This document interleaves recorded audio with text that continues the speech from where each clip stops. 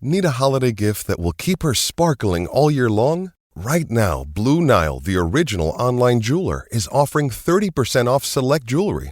With experts on hand 24/7 to provide guidance, you're sure to find the perfect piece. And now there's even more to love about shopping at BlueNile.com. For a limited time, get 36-month special financing on minimum purchases of $1,000. Restrictions apply. See BlueNile.com for details. That's BlueNile.com.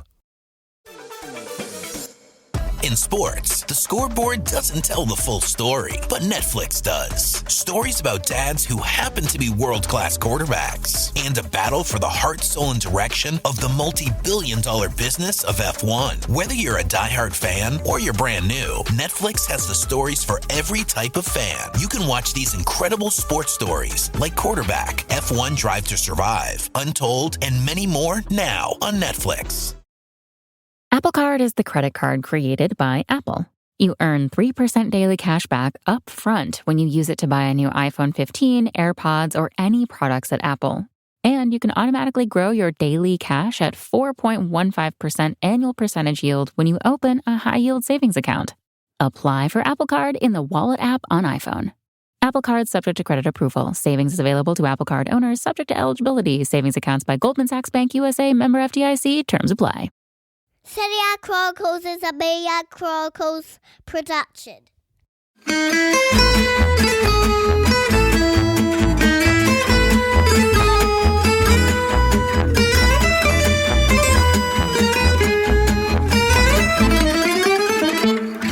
Insomma, sbagliato il primo calcio di rigore, è successo il pandemonio.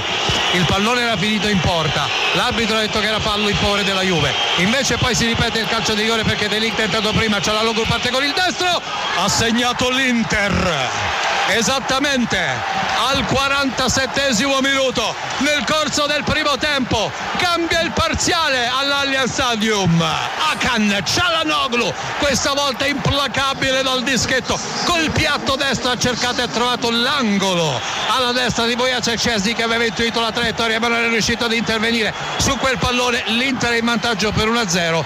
Poi dici perché ti innamori del pallone, ma non perché abbia segnato l'Inter, perché il pallone è un mistero glorioso.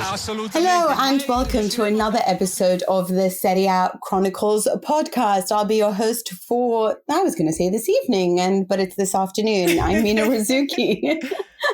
And as always, I always think I'm presenting the Oscars when I'm doing this, Nikki. Hello to Nikki Bandini. How are you? I'm good. Is it the evening, Mina? Is it the morning? Is it the daytime between us in England and Simon in Australia and the fact that I haven't really slept enough last night? I'm not sure what time of day it is, but it's definitely a day, and I think it's probably Monday.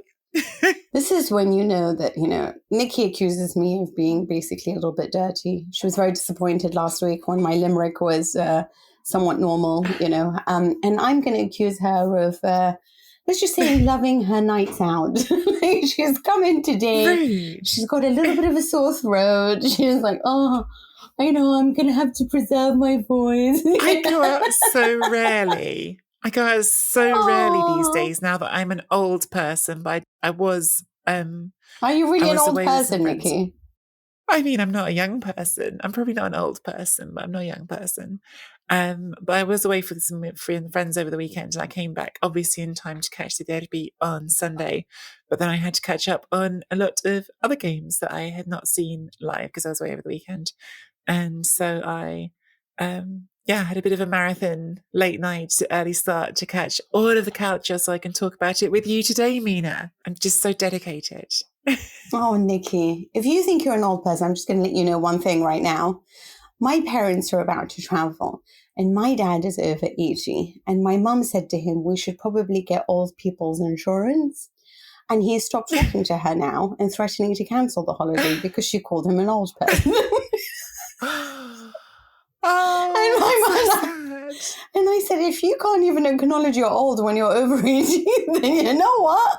I'm as young as can be. So either he's going through a little bit of denial, but now he's very upset with my mother and he is trying to communicate with her using messages to me. So I get a text and I have to call my mother to tell her what he said. I mean, if this is not the absolute definition of pettiness, I do not know what is. But I'm glad you watched the derby and you managed to catch up on it. Did you feel it was in any way controversial or just your roundabout normal Italian day of drama?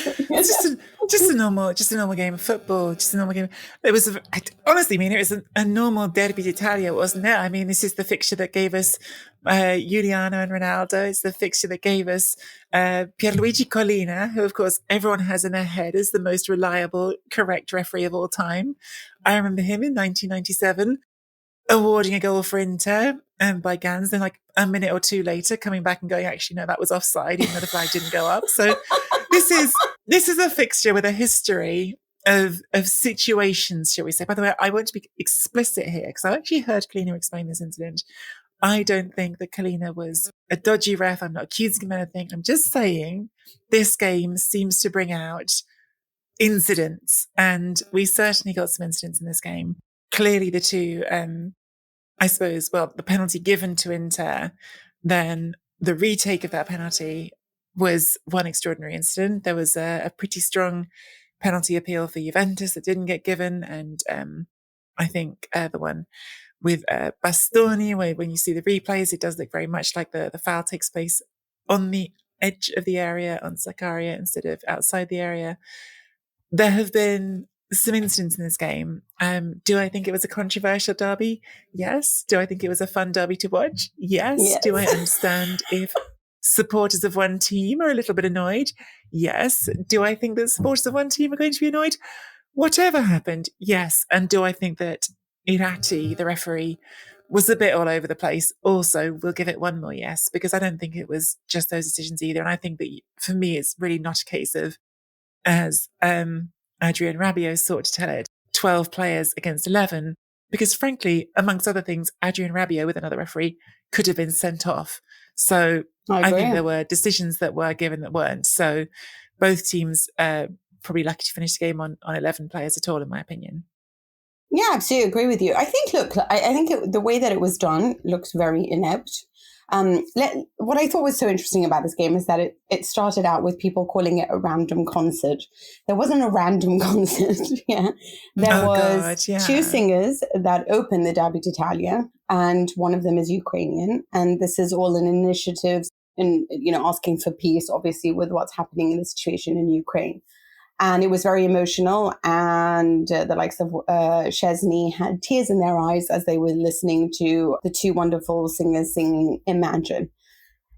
It was all about peace and love, and then the game starts and there's no peace and love. You can see just... Not even a tiny bit. Not even a tiny bit.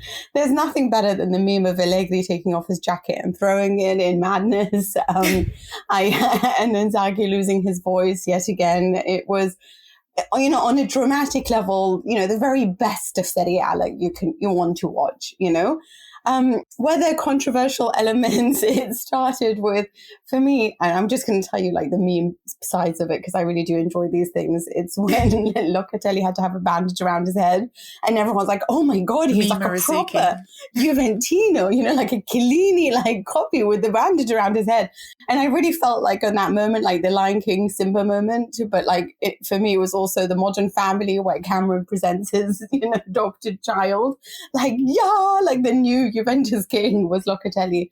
But sadly for him, he was taken off, and it's been confirmed that he does have a knee injury. Maybe Lautaro should have been sent off. Maybe Rabiot should have been sent off. Lautaro? Mm-hmm. Yeah, definitely. I think idiot after really? getting put I wasn't sure about the second one. Okay. I think he certainly should have been more careful, put it that way.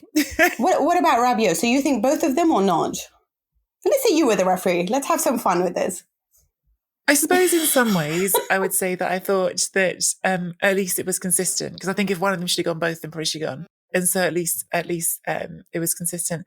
I also can absolutely sort of stand by and tend to appreciate a referee in a game like this who will try to err on the side of not showing a red card, because it does change the game a lot if that first red card happens so early in the game between two rivals who hate each other a lot on a big occasion. So I have some appreciation for that. Taking a step back, do I think the decisions merited a second yellow? Yeah, I think they both could have gone, honestly. But that's different to whether or not I think it was conducive to a better game of football that they didn't go off. And sometimes, even though it's not officially in the laws of the game, that's what I want referees to do, selfishly. Yeah.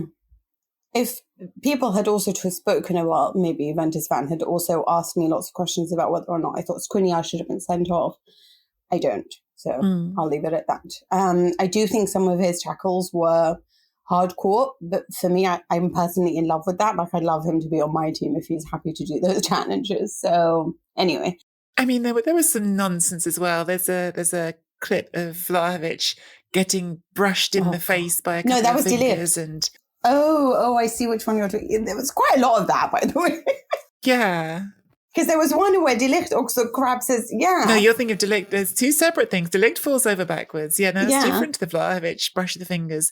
So there was a little bit of playing up to the situation. There was, I enjoyed watching the game. I did. I thought it was, look, let's say the context. I feel like we've rambled a bit. We haven't really got the context of this game properly, Mina. Like, the context of this game was two teams who basically both went into it saying, more or less explicitly, we kind of need to win this game if we want to still be in the title race. Allegri, Juventus were trying to shy away from that. They were trying to say, well, we're not really in it. Allegri kept saying we're aiming for fourth place. But after 16 games unbeaten, like it or not, people were talking about the title race for Juventus, even if it was a bit of an outside thing. And for them, there was no question. They had to win it. Otherwise, it's not going to happen because there's so many points back already. For Inter, this was a make or break game because you've picked up 7 points in 7 games. You've seen Milan put ahead of you. You've seen Napoli go 3 points ahead of you. You've at least got a game in hand on Napoli. You need to stop the rot. You need to get this win. You need to turn things around. So the stakes are high. And when the stakes are high late in a season between two teams who historically don't like each other, I'm here for a bit of needle, Mina. I don't know about you, but I want it to be bad-tempered. I feel like if you're out there having a nice little gentle game of football in April when the title's on the line, what are you doing? Like, what's the point? This is, the Scudetto, it matters. Yeah, I agree with you. I do like the drama. I mean, that's obviously why I'm drawn so much to Serie A. And also because of the characters within it. Like, your Antonio Conte's, your José Mourinho's, Allegri throwing off his jacket. I'm here for it all day long, You were talking about memes, Mina. Do you remember there was that meme? I can't remember, I don't know what I can't remember. I don't remember how to describe it. Because there was you'd get someone either running and sliding or jumping or diving. And then they would just keep going across the screen and the music track would start and they'd go into space. They just keep going and going and going, like the cutout of them, traveling all around the world and stuff. Is that Neymar, when you found him? Yeah. I would love someone to have done that with Allegri's jacket, just the sort of ongoing meme of it just going on and on and on. Because he really threw it. He hurled it. Did you see the one with Ave Maria, as the backdrop music to him, throwing it, it's like Coppola, right? When he directs his movies and he puts music to violence. Yeah, it was perfection. Honestly, it was perfection. I love the meme that came out of this, for me. And I also love the fighting talk that comes with it, There are a lot of things that make me laugh in life, but Alexis Sanchez saying fino alla fine for me was brilliant, a few weeks ago. And I was like, sweetie, this is not your not your slogan. But anyway, let's explain the game. Juventus, I have now decided. There was a football game. Yes, there was a football game. And if Juventus in any way, shape or form do not dull you to death, then they shall lose. That is the one thing that we have come to learn. They started this match in really impressive fashion because they were very aggressive. They tried to win the ball high up the pitch. They really attacked Inter, made sure that they couldn't control possession. And that type of aggressive football and all-out attack was very interesting because we haven't seen it yet. And it was something that Nedved also spoke about before the match actually kicked off, about that he was really excited for it. So there's been a conscious effort to play this style of football or to try to change it up for this game. That meant for me that I thought we were going to see Zachary and Locatelli in midfield. As it was, we saw Rabiot and Locatelli. And I was very upset. But actually, Rabiot did quite a good job there, at least on a physical level, taking on the players, cutting out the ball. And Inter found it very, very difficult to really hold on to the ball and create any opportunities in the first half. The problem with what you had with Juventus was that it was a lot of sterile possession because the front three couldn't really do anything with it. I thought Dybala wasn't very good. I thought Morata wasn't very good. I thought they were good in sense of like on a tactical level and trying to help the team in winning the ball back or trying to get it out of Inter's clutches. But in actual, the desire to convert this into genuine opportunities and to help out Vlahovic, they didn't do a great job. But there were chances created. Juventus overall had 20 shots on target. None of them made them count. Couldn't make any of them count.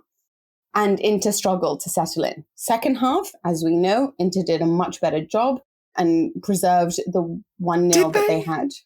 You didn't think it was good in the second half from them? I thought the difference between the first half and the second half, the last part of the second half, sure. But Inter, for the first part of the second half, I thought were even more trapped in their own half than they were in the first. I thought in the beginning of the second half, it was like they didn't know what the other side of the halfway line looked like. Like they were just sat there and that was fine. Like it was, you know what, they were winning at that point. So maybe it felt different in that way. But it wasn't like they suddenly broke out. Inter were just, I saw some of the sort of Inter fan accounts going, like the sort of Italian, big sort of, the big Italian Inter websites that sort of have Twitter presences. Some of them were sort of saying like, this is the sort of result, this sort of performance that is acceptable only if you win. Like if you don't win at the end of this, it's a disaster. If you win, it's okay. And they did win. And of course, yeah, that's the great cruelty of it. Like you were saying, like it's a cortomuso win. It's the short head win we've been talking about all season. But I thought the second half was almost even less ambitious for Inter. Until the last part, maybe. Really? But did you not feel like Juve were just all sort of, let's put this in dirty terms so you may understand it and you may find it more befitting of my nature. A lot of foreplay. Accusations. I'm sorry. A little bit of all foreplay, no actual end product,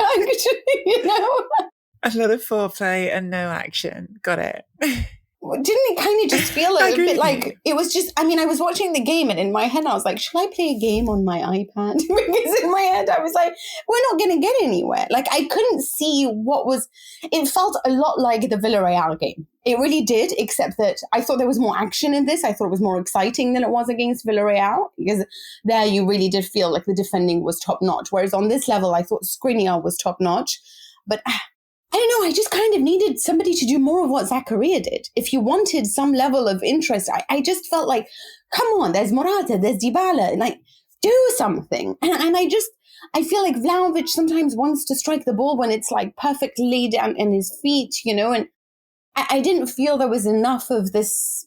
Yeah, I was disappointed with Juventus. And so maybe I focused more on that than I focused on Inter playing. In many ways, I do agree. It was an intelligent game. They had a 1-0. They didn't need to do anything. So it was about really what Juventus could have done. And this is going to be a psychological boost, but it doesn't take away from the fact that there is something missing from Inter on an attacking level, because both Dzeko and Lautaro Martinez were terrible as well. When you look at all the attackers on the pitch yesterday, I can honestly not point out a single one that I thought had a great game, Maybe I can give an alibi to Vlahovic and say he's new and he's young and whatever it is.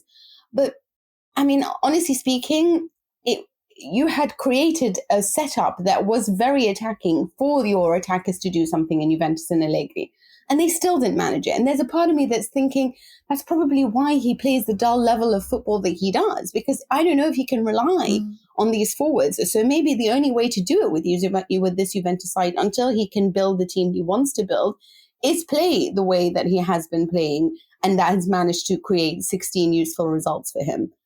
So I don't know whether on that level, but I needed a Zakaria. I needed more from that, the dribble down the middle and have a shot, This is the cruelty of, from the Juventus side, this is like the sort of almost like the cruel gag on Max Allegri, right? Is that Max Allegri, from his point, Allegri, by the way, the official narrative is still basically everything's fine. From his end, this was almost a free hit because top four is all that matters. Atalanta lost earlier in the day. So you know what? You had this game, you wanted to win it, but you didn't. But you're still in fourth place. You haven't lost any ground. Roma are beginning to sneak up. Sorry. Just hit my table, so my audio went wonky there. I'm sorry, listeners. Roma are beginning to sneak up, but overall, Juventus' position in fourth is still pretty solid.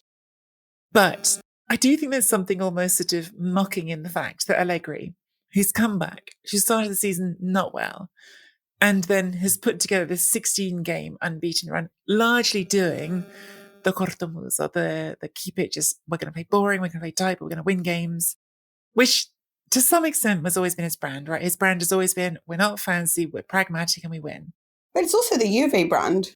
Yeah, exactly. It's always been, it's the Boniperti line. Winning's not important, it's the only thing that counts. But the finally reaching this point where he tries to show a bit of confidence, where he tries to say, all right, let's try and play some better football. In 2 games against Villarreal and Inter, they have played some of their best football of the season and they've lost, which to some degree validates everything that he says. Like, we shouldn't play nice football. As soon as we play nice football, it goes wrong. And to a great extent, I really do think to accept that argument would be absurd, because sometimes, football is just a game in which things happen that are a bit random. And in this game, for instance, I do think Juventus could be better at the sharp end, but still, Chiellini hits the crossbar when it's easier to put the ball in the net. Now, I think it might have been a free kick if he'd scored, because I think he definitely shoved Handanovic, but nevertheless, should have put the ball in the net. Zakaria hits the post. They should have had a penalty. There were chances to score in this game. It just didn't happen. I do think there's still, even when the tempo is up, even when the sort of performance is better, there is still a disconnect happening between Vlahovic and the rest of the team, and that they haven't worked out yet. It's partly to the credit of Milan Skriniar, who I thought was mostly brilliant in this game, but Vlahovic was essentially minimised for the whole game, other than a shot inside the first minute, which seems to be a thing with him, by the way. Like, he seems to get shots off at the start of games really quickly. I don't know how that always happens. But also he had one in the second half where I thought he did a really nice turn away from Skriniar on the edge of the box and just didn't get his shot right, put it wide. I think if you played this exact game out, though, 10 times, Juventus win it more often than not. That's what I think. And so sometimes football just happens, right? Sometimes you get a penalty against you and it gets called back because one of your players encroached after the penalty was saved and there was a foul on the follow-up, and it's football. Whether or not Juventus are fixed, big open question. Whether or not Allegri deserves all the time that Pirlo didn't get, which he's going to get because he's going to be there next season unless something really crazy happens this last season. Bigger question for another day, maybe. But I don't think that this game in itself, I want to draw like the sort of big conclusion that Juventus play better football and lose. On Inter's side, conversely, or maybe not even conversely, maybe similarly, I look at this game and go, okay, it's really good. And you get a great lift from this because you got a win that you desperately needed. It's the first time they've won away to Juventus in nearly 10 years, since Stramaccioni in 2012. That's huge. It's huge. And they've played Juventus 3 times this season. They haven't lost any of them. They beat them in Supercoppa. They drew them at home. But do I think that Inter's problems up front are suddenly fixed? No. I saw someone sort of making the quip that sort of change between taking off Lautaro and bringing on Correa is a straight swap rather than a tactical change, because it's taking off no one for no one, because nothing's happening, because they don't exist. They don't do anything. I mean, Lautaro, other than kicking someone in the head accidentally. I look forward to seeing Dybala there too. So, I mean, that's, probably on the cards. Although I saw an interesting piece of gossip this week, which was the suggestion that all this talk of Marotta keeping an eye on Juventus players coming out of contract and being a bit coy about them in his pre-game interviews, is it really Dybala or is it Bernardeschi? Which I'm not sure Juventus fans would be sad to say goodbye to, but either. Let's not forget that even in the last few months, Dejan Kulusevski has gone from being a complete irrelevance at Juventus to being very productive in the Premier League. So players can do very differently in different contexts. Absolutely. I want to talk about just a few things, just to sort of clean house, if you will. Clean house, Mina. Do it. Clean some houses. Do I think that there was a penalty for Zakaria? I don't know. I don't know. I know that it's a lot being said and I can see all the still images, but if you do a still click by click, when the actual contact comes, I can see why it does to me look outside the box. Yeah.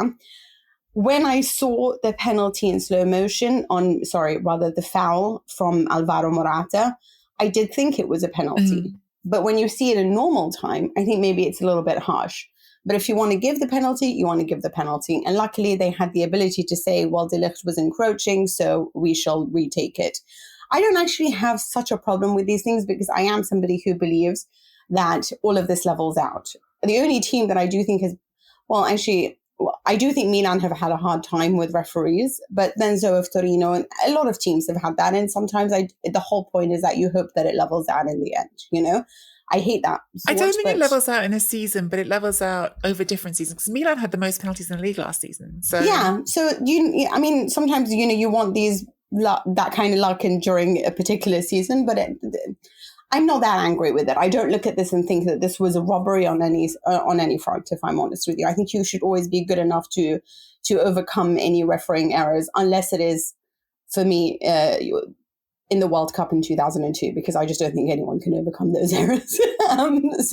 But barring that, I don't have an issue with it. What I do have an issue with is that I want to offer you an apology because I have really stood up for Simone Inzaghi. Yeah. And I've been really angry when people have said to me, like, Antonio Conte, and he's not as good as Antonio Conte, and blah, blah, blah. And every week I'm there on my keyboard talking about his defensive record being better than Conte's.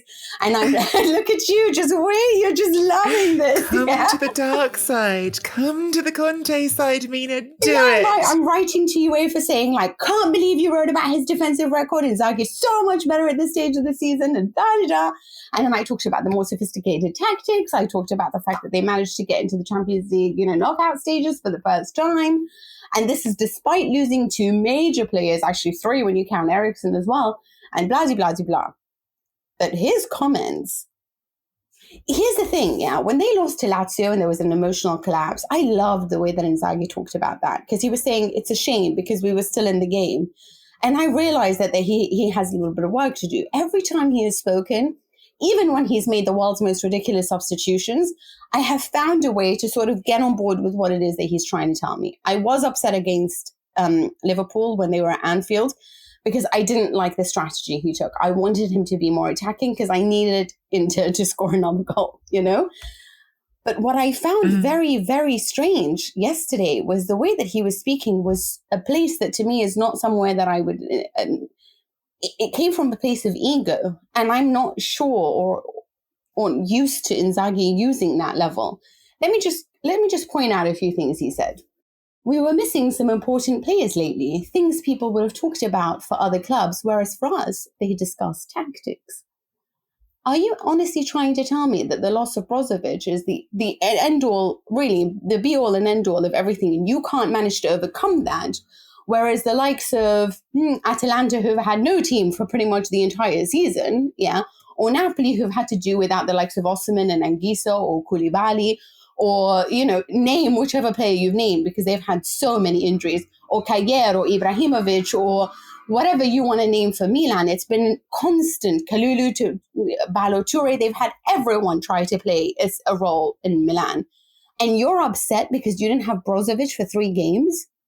Or De Vrij, is that the other one that you're now throwing? And you have supposedly the best bench? This is, for me, very, very strange. And by the way, when we are talking about your tactics, it's not necessarily because of these absences, because here's another thing. These guys were there against Milan. These guys were there against Genoa when your tactics weren't necessarily at the very best and when your attack wasn't necessarily at its very best. I'm not blaming him because I don't necessarily think, again, it's his tactics. But to think that you should not at all be questioned, where is that coming from? I don't understand. It's really shocking to me. Evidently, we entertained people so much for 6 or 7 months that they got spoiled and had to criticize. Yes, you had a collapse. It's normal, When you can't manage wins against Genoa and Torino, people will question it, especially Torino in 2022 that's really struggling and managed their first win over this weekend against Salernitana. There are going to be questions raised. So, no, it's not because you entertained us. It's because you experienced a collapse. And who are you to think that you will not be measured or asked any questions? Look at what's happening with Allegri. Everyone talks about him as he's the world's worst coach, and he got to 2 Champions League finals. And then he sat there and said, what was it? He thinks there's a media agenda against him, by the way. When he said, we didn't have many difficulties tonight. I remember Juve hit the crossbar in the first half with a foul on Handanovic. Zakaria had a run and struck the woodwork, but my lads cut out most of the danger. Here's the thing that really upsets me about this, yeah? Because he was saying, oh, I know how you guys spoke. I know your criticism, but luckily I know which ones are constructive and which ones are against me. I don't understand this. There was so much for you to have said that you could have been proud of tonight. The fact that your men held on, the fact that you managed to win this game with your heads, the fact that you didn't lose your emotions, the fact that you didn't need to control possession but still defeated Juventus in their stadium. You could have talked about this being a psychological step, about the brilliance of Skriniar, about the brilliance of Brozovic. But instead, you start talking about how the critics are against you. Like, this, for me, was mind-blowing. 72% possession against Genoa, 14 corners, and you really think that we can't call up tactics? You had Brozovic, my love. You had De Vrij. So this, I don't know. I just think about this and I think maybe he is not cut out for the top teams. And I want to see what happens now, because I'm very interested in Inzaghi's development as a coach. And I think that if you've gotten this upset at this level because a few people have criticized you, then you need to act the way that Conte acts. And I'm not sure that you know how to do it. And your substitutions are still tragic.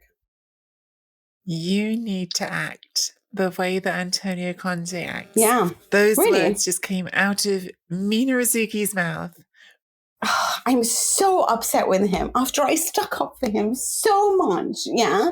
Literally took on every critic and I'm like, no, he's better than Conte. And in my head, I was thinking, you know what? You just spoke like a total loser after that match, and I'm so disappointed in you. And especially after a win, that's not how you speak. That's just not how you speak. Anyway, I don't know what you thought about it. Okay, I think I'm a little bit over my anger now. This is what happens when I love coaches and they disappoint me. But anyway, I'm sure he will return back into my good books at some stage. Let's talk about another big match. And this was, of course, a huge win for Napoli away from home, where they are extraordinary to watch. But Atalanta has been somewhat of a bogey team for Napoli, and they were without several players, including, obviously, Osimhen, where there's lots of controversy surrounding when he was supposed to return from international duty and when he did finally return, despite the fact that the club itself keeps saying he is not in any trouble and we have agreed to all this, so stop creating controversy. But nonetheless, a few absences there. Di Lorenzo, for example, is a fullback, and yet they managed a tremendous win over Atalanta to make us, well, I don't know. Do you believe in them now? I will get to that 1 second, but I do want to sort of pick up on what you just said, Mina, because I feel like with Osimhen, maybe it's just me, but I feel like there's some sort of someone, I don't know who yet in time, trying to undermine his time there. It feels like there's always some sort of this. It feels like there's someone briefing against him, to be honest, because it was the same thing when he got injured before the African Cup of Nations and he wanted to go and play the African Cup of Nations. Suddenly all these stories in the papers about oh, that's not fair on Napoli. You've just been injured. You want to go to play for your country. It's well, it's the Cup of Nations, same as any other continent. If it was going to the Euros or going to the World Cup in November, footballers make decisions all the time for their countries. And I feel like I don't know, these sorts of stories that have come out against him when, as you said, the club isn't even angry about it are really weird. But that's my own little raised eyebrow. So do you think there is someone there trying to destabilize it? I don't know how You're just upset with how it's being covered. No, I think it's complicated, but I think that Napoli is a difficult club. Honestly, speaking personally, I found them not straightforward to deal with, and maybe my opinions on situations like this start to be sort of influenced by my dealings with them.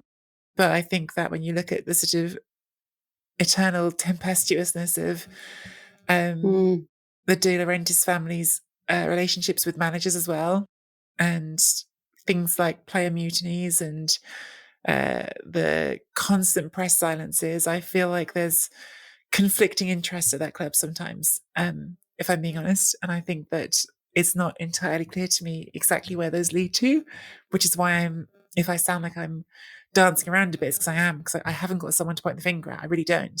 I'm not sort of trying to shield someone, but I think there are within that club difficulties. There are influences that are not always productive to the health of that club, is my opinion, and that's where I'll leave that. I think that this game was really fascinating.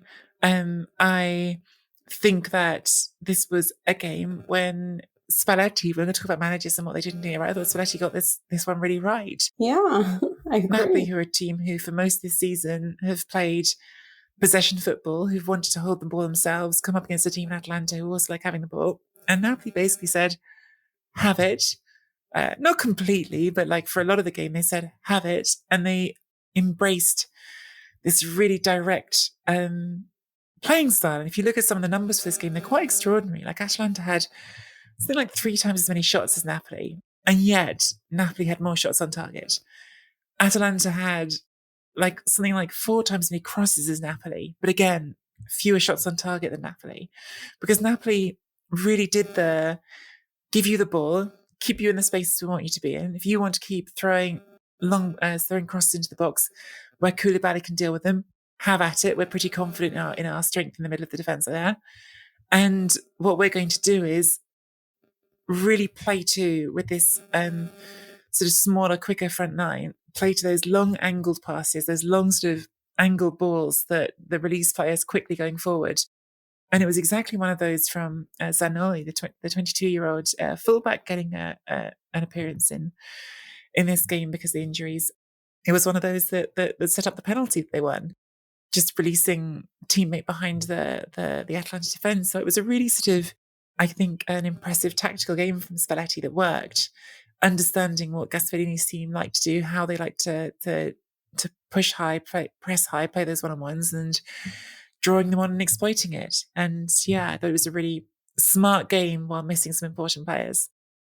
Yeah, I absolutely agree. I mean, Spalletti is one that when he speaks can be rather annoying in the sense that, he sort of talks about Maradona and trying to resurrect Jesus Christ in order to make sure that Napoli wins. And he gets a little bit dramatic, But in terms of actual tactics, this was beyond beautiful. Like for me, there is 2 ways to my heart: chicken wings and a pragmatic approach to games. Yeah.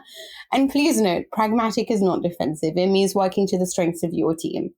And I absolutely love that on this occasion, he had so clearly studied the fact that Napoli have struggled against Atalanta before, that, let's see who are the players that we have, because we do have lots of absences. And how can we play a game that benefits us and hurts the opposition?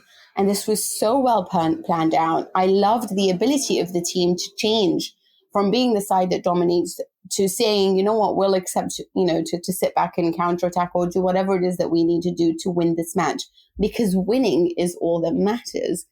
And I was really, really impressed with them, to be honest with you. Like, now I'm a bit like, I want Napoli to win the title, like based on one game, It just goes to show you how emotional I am as a person. But I loved this game also because, here's the thing, I've always been very disappointed with Napoli in the terms of psychological and mental fortitude. I don't think that they have what it takes to survive under pressure. And they have always, at times, shown to be weak, like last season when they played Hellas Verona on the last game of the season in order to try to make top 4. We've seen it from them before, like against Milan this season. But what I do think is there are baby steps to improve this. There's been quite a few performances in which I've been able to say, okay, this is really good. Like, as in, there's a slow, like against Lazio, like being able to come back and showing that you do have what it takes to survive through that. It's not consistent enough for them to perhaps win the title. But I think maybe with this approach, if they can manage, 3 games out of 4 where they, do well under pressure, then next year they manage 5 out of 6 or whatever it is. Obviously, they will have probably they will have lost certainly Lorenzo Insigne and maybe a few others.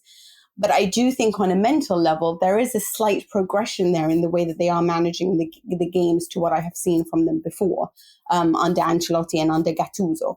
So on that level, I'm really happy. I just thought that this game was so well done And honestly, from a tactical point of view, when you watch Italian football, this is the kind of stuff that I live for. You know, that ability to change the way that you play, to counteract everything your team did, which actually, incidentally, is what Stramaccioni did for Inter against Juventus back at that time. I loved what he did then, you know?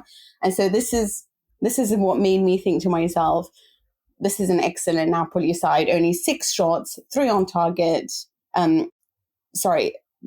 They had 3 on target, but Atalanta had 19 shots. Can you manage that? And nothing. But I do feel sorry for them because, again, they have had so many, unfortunately, absences. They've only managed 3 victories in their last 13 games. So things are really tanking for them at the moment. And they've actually only managed 4 wins at home. Talk about a team that hates to play at home. Yeah, the home away thing is fascinating sometimes. As you said, Napoli's away form is incredible this season, and for all of that talk about the Maradona and the force of Maradona, isn't that maybe a little bit illuminating that sometimes some teams prefer it with a little bit of the pressure off? But regardless, this was such a huge win in the title race, because this weekend, it's hard to overstate it. These were 2 of the biggest games left on the schedule. Napoli have still got to play Roma at home, but there aren't a lot of these sorts of top 4 contenders still left to play each other. So this is a big one crossed off the list, and a really big one for the title race, and a big one for the top 4 race as well. We already alluded to it with Juventus, but this felt like a really sort of a helpful result for Juve as well, because if they had lost that game to Inter and had Atalanta right back on their necks, that would have been a very different picture. We want to take a minute to give a few shout outs to our new Chronicles Tifosi patrons. I thought this was interesting because if you had come in after Italy lost against North Macedonia, and I wondered whether misery loves company and you just kind of wanted to join us in commiserating that terrible moment in our football journey. But otherwise, if you are new to this podcast, then Nicky and I welcome you with open arms, and we thank you a lot for your support. So we're just going to read a few names of some of our new patrons. The first is Jason Holmes, also Magnus Lindstrom, Jared Belsky, Vic Peters, and Patty. Patty, I love a name that's just a standalone, you know, like a Madonna. Jill will know a lot about that. I like to think Paddy's heard you say that with Jill and others and has been like, noted. I'm going to do the same. That's how committed Paddy is. Yeah. Exactly. That doesn't mean that I don't love a surname. Don't get me wrong, you know. Well, there's some great surnames coming up, Mina, because we've got Anthony Vaccaro, we've got Tom McGregor, we've got Skylar Bunn, who sent a lovely message last week. We've got Jake Garlic. Who doesn't love garlic, Mina? Oh, I love it. Exactly. We've got Eric. I think this is Turner. I think that's an umlaut, and I'm really sorry if it's not an umlaut. And we've got Mieta Sanciola, I think is, if that's the Italian pronunciation. It is indeed a very delicious set of names. But do join us at seriachronicles.com/Patreon, or click the Chronicles Tifosi button on our website if you'd like to join us. To support the podcast and help us keep producing it, you can also leave us a one-time tip via Ko-fi. Just click on the button on the website. I want to talk a little about the top 4 positions. So we know that when it comes to the title race, it's still between not Juventus anymore. Certainly not Juventus anymore. It's between Milan, Inter, and Napoli. Would you agree with that? Yes. I think Juventus, I was sceptical that Juventus could even before, but they're definitely not in it now. They're definitely not in the title race now. Will they make top 4, or do you think there's a chance for Roma? There's a chance, and weirdly now, I think I might be tipping towards the point where I see Roma as more likely than Atalanta. Atalanta right now are still in the slightly better position, because even though they are behind, it's entirely equal, isn't it? I was thinking I thought I'd misremembered that if they won their game in hand, they'd go 1 point ahead of Roma, but they're not. They actually go exactly level with Roma on 54 points if you give them their game in hand, which of course is not a given. And that's still 5 points behind Juventus. So Atalanta, it's a really, really big blow, I think, for their chance of staying in the Champions League. Of course, don't forget, guys, Atalanta can still get into the Champions League by winning the Europa League, which they're playing in this Thursday. And I will probably be giving you guys, the Patreon Tifosi, a little extremely sold on that when that happens. But I think Roma are starting to play like they have the bit between their teeth, aren't they, Mina? I mean, I know this was only Sampdoria, it was only another 1-0 win, but this is a bit like last week when we were on with lovely Adriana Del Monte, and I was saying that whatever I used to want to say in criticism of Mancini's Italy, I don't care. You don't go 37 games unbeaten if you're a bad team, right? You just don't. Yeah. And I think I'm starting to feel the same way about Roma. There's been some stops in this run of unbeaten games in Serie A where I didn't think the performance was perfect, where they've had to score last-minute goals. But the fact is, they're unbeaten now in Serie A since the 16th of January. I don't think that happens by chance. It just doesn't. It doesn't happen unless you're playing at least something's right. And over time, José is getting more of those things right. And I a little while ago, I think, at least a couple of weeks ago, started to say, we have to start acknowledging that things are going better there, and they are going better there. There's still a long way to go, but they have the bit between their teeth. They've won 4 of their last 5. I think that it's an outside shot that they can still get into the top 4, but consider this before you get too carried away. They've got to go away to Napoli and they've got to go away to Inter, so they've got a pretty rough run home. Whereas Juventus now have got a much clearer path to the end of the season. But you've sort of just done my whole argument for me. Because I was like, I was trying to think of the things you haven't mentioned that I could come back and be like, and there's also this. But you are right. It is going away. Well, we can talk about Zaniolo.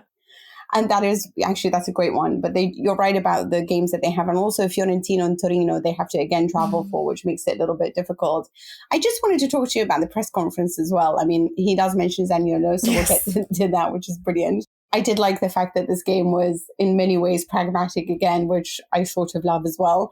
I do think Sampdoria got better in the second half. This is just me trying to mention a few things that's worth noting. But 9 games now for Marco Giampaolo, 6 defeats, 3 wins.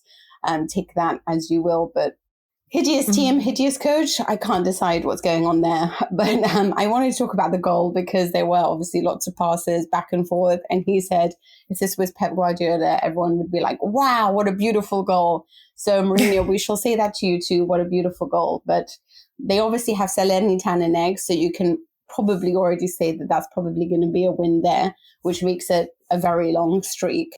Until, of course, the big matches start to happen. And you never know, maybe they'll do what they managed to do against Atalanta.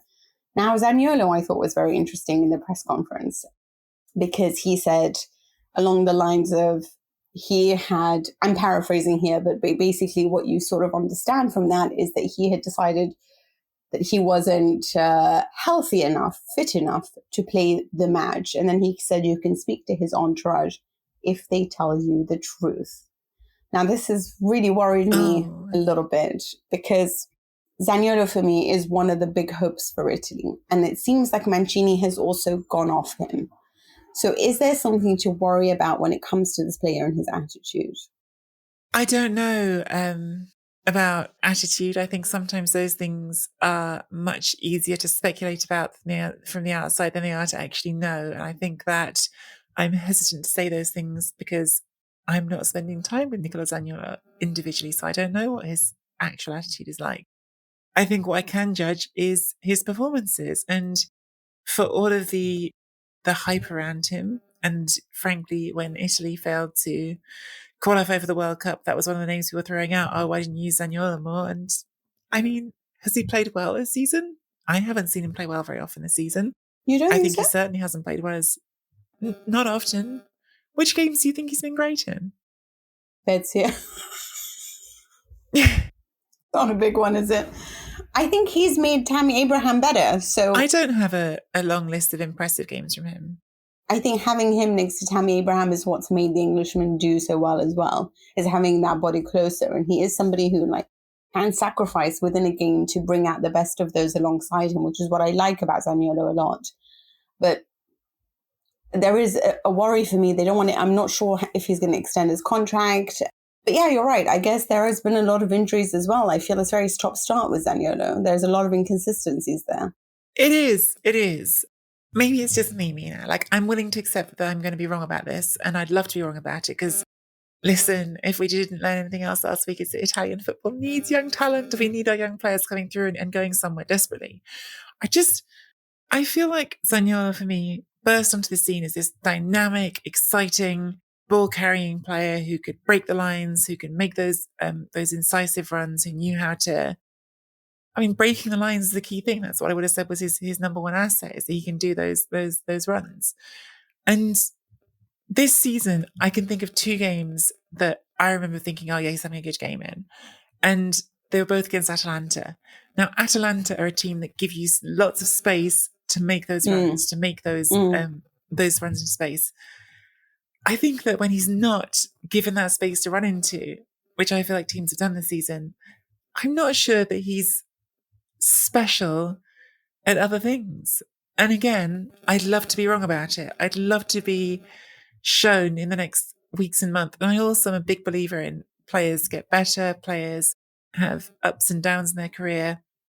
You know, Lorenzo Pellegrini is a lot older than Zaniolo.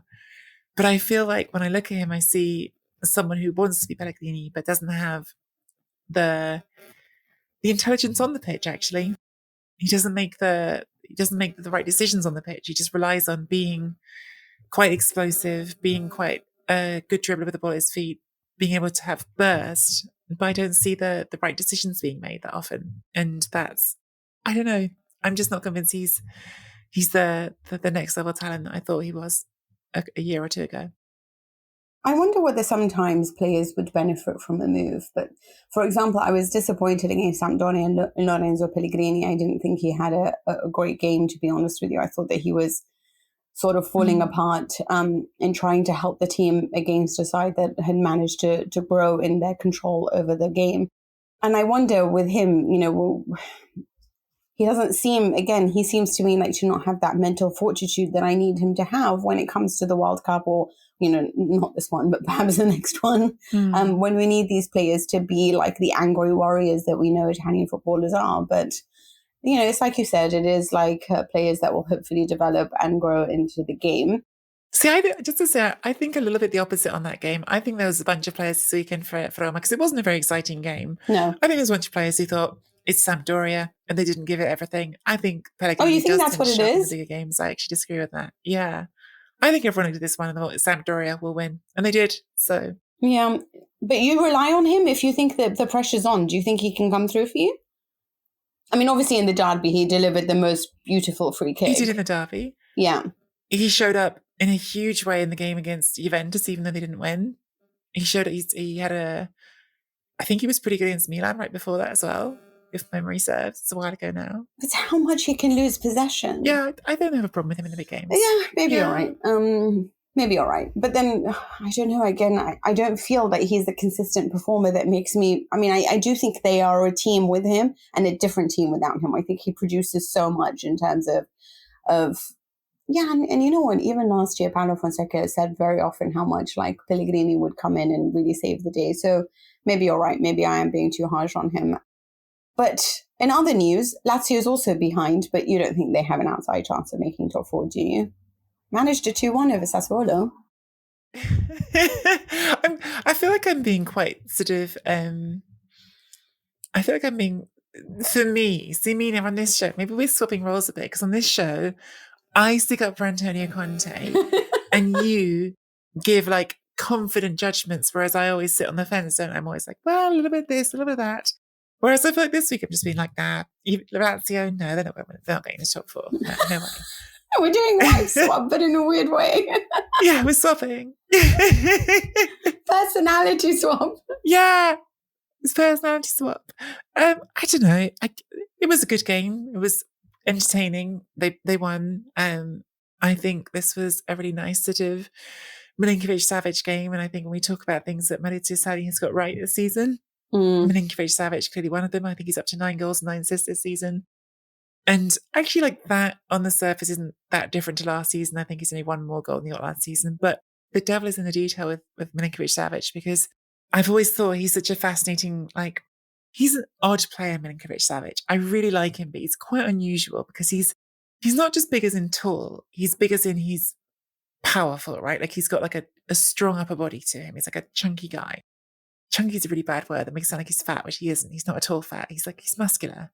And yet, like, the strength in his game is these really dainty feet. Like, not just like, oh, Peter Crouch, big touch for a big guy. He's got really dainty feet. So he's this sort of odd, almost like a ballet dancer, but like even bigger, because ballet dancers are surprisingly big.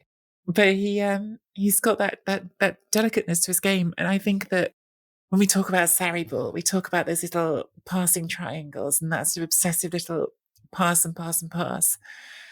That actually is maybe like exactly the sort of football that Milinković-Savić was born to play. Like, that's what he's great at. And his passing percentage is the highest it's been in his whole career, because Sarri does construct those passes that are easy to make. He gives you the setup in which it's like, we can keep moving the ball on, we can keep moving the ball on. So I really enjoy watching him this season. And I think that's sort of one of the things that feels really good about Lazio and was fun to watch this weekend. Do I think Lazio have fixed their inconsistency? No. They're good some weeks. They're really good some weeks. And then other weeks they're rubbish. You know what? Milinković-Savić is one player I would love to have play on my team. But I'll be honest, like in this match, what I really loved is Nicolò Zaniolo. I forgot how much I love him as a fullback and how much his vertical presence really makes my day. And again, I go back to the fact that how much Italy would have benefited from having a fullback like that in the absence of Spinazzola. But anyway, there's no use crying over sport. Wouldn't that have been nice? Wouldn't that have been nice? Well, you say that, Mina, but like, I think we're allowed to think about what comes next. And I think that is absolutely someone who, I agree with you, like needs to be part of the next thing. The next thing for Italy should at least be taking a much better look at him. Yeah, him. I mean, there's players coming up, Zaniolo, as well. That would be interesting if it, obviously it's one performance that everyone's discussing. But it is, I mean, they are there. They are, hopefully will be given more chances. It's just about whether or not that we need Serie A to do better so they face tougher challenges. In other matches, Fiorentina managed a 1-0 over Empoli. Empoli got a red card though, so it was really hard for them to actually manage to get a goal because they started that match really well, but sadly for them, it's another loss and another win for Fiorentina at home. Fiorentina are really struggling to score more than one these days. Meanwhile, Cagliari were totally thrashed by Udinese. This was, Walter Mazzarri at its finest. And Milan take on Genoa today. So hopefully, Patreon listeners, you will get something of an instant reaction after that. Is there any other news you'd like to bring up, Nikki? This week was all about the derby, wasn't it? I'm sorry, guys. I know sometimes you talk too much about the big clubs, but when it's Juventus and Inter, we're going to talk about the big clubs. So what can you do? Yeah, it is. And I know that most of you are Juventus and Inter fans. Don't lie, but everyone loves it, really.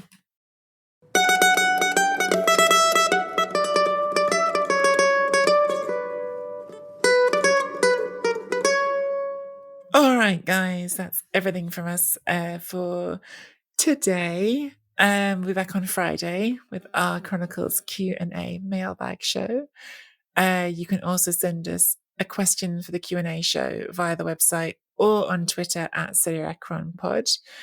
You can find us on Twitter at Nikki Bandini, at Mina Rizuki, and you can subscribe to the Serie Chronicles YouTube channel for clips of the show.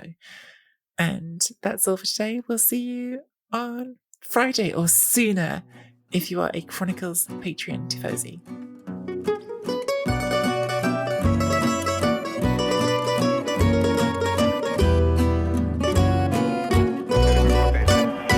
Per la Juve, batte David, palla per Giuliano, cicca il pallone e allora il Ciolo cerca Ronny, il contropiede, vediamo Ronny se va, sono in vantaggio loro, Torricelli, arriva Zamorano e va, boom boom, attenzione, liscia Ronny, messo giù, è rigore incredibile, Simone in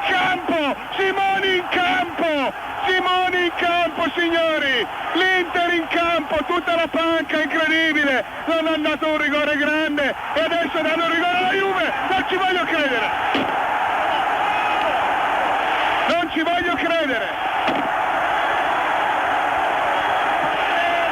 Signori, Scarpini vi saluta, qui finiamo la nostra radiocronaca perché è indescrivibile. Ronaldo atterrato in area, un rigore grande quanto un palazzo. Gigi Simoni che ha inseguito Ceccarini e adesso rigore per la Juve. Signori, non ci vogliamo stare. Pagliuca che protesta. Roberto, attenzione, così capiamo bene. Chiaro che il rigore per l'Inter, dici tu. Il rigore della Juve. Il rigore, Ronaldo salta l'uomo che lo butta giù. Parte la rincorsa, il tiro. Parato! Gliel'ha parato! A Milano si dice che c'è un santo che si chiama Giovanni che non tira inganni. Allora forza ragazzi. Sports Social Podcast Network. With the Lucky Land Slots, you can get lucky just about anywhere. This is your captain speaking. We've got clear runway and the weather's fine, but we're just going to circle up here a while and get lucky. No, nothing like that. It's just these cash prizes add up quick. So I suggest you sit back, keep your tray table upright, and start getting lucky. Play for free at LuckyLandSlots.com. Are you feeling lucky? No purchase necessary. Void where prohibited by law. 18+ terms and conditions apply. See website for details.